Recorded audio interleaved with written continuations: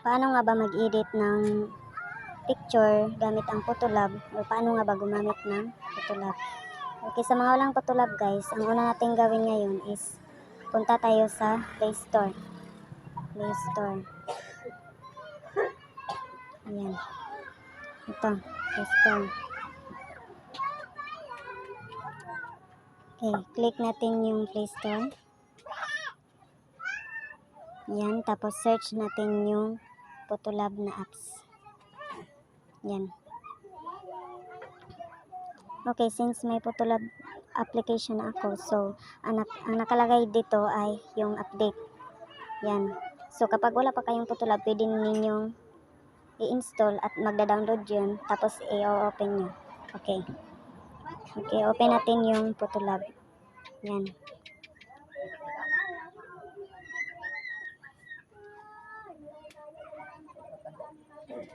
Yan.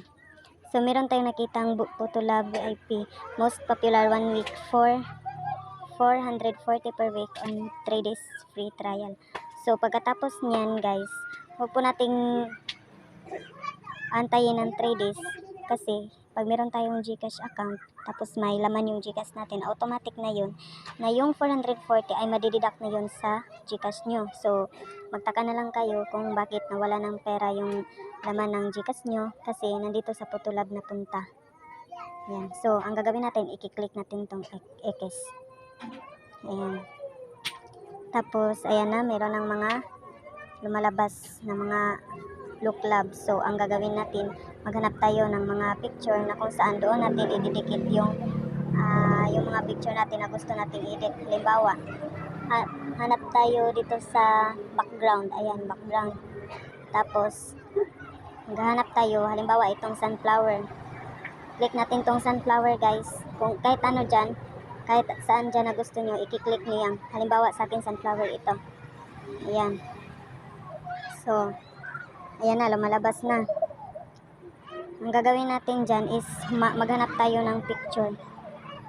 Ayan. Maghanap tayo dyan na kung saan, kung ano ang ating picture na ilalagay o i-edit natin. Halimbawa, kapag kasi guys, kapag medyo filtered na yung ilalagay nyo na picture, kapag ginagamitan natin ng Photolab, medyo malayo na sa original natin na mukha. So, ang inilalagay ko, itong picture na to, yan ang ilalagay ko kasi wala yung filter. Napakasimple lang, ang pangit-pangit ng mukha ko dyan. Napakahagard, okay. So, yan ang ilalagay ko. Ayan, i-crop natin ng kaunti.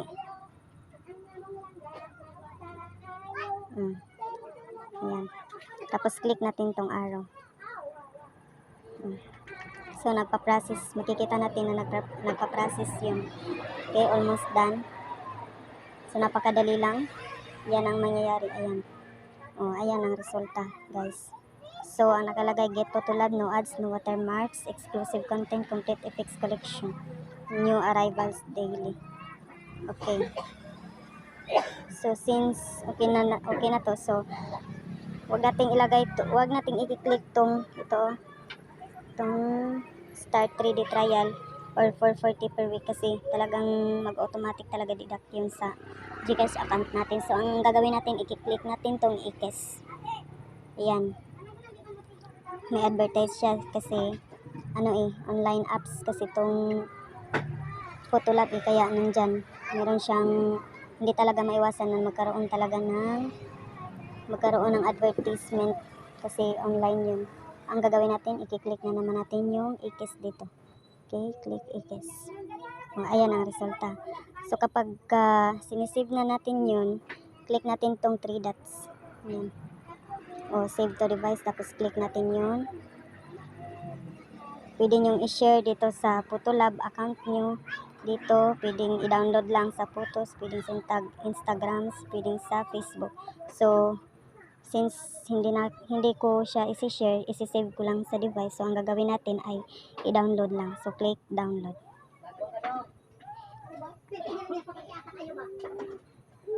Advertise. Okay, so click natin yung X. Click natin yung download.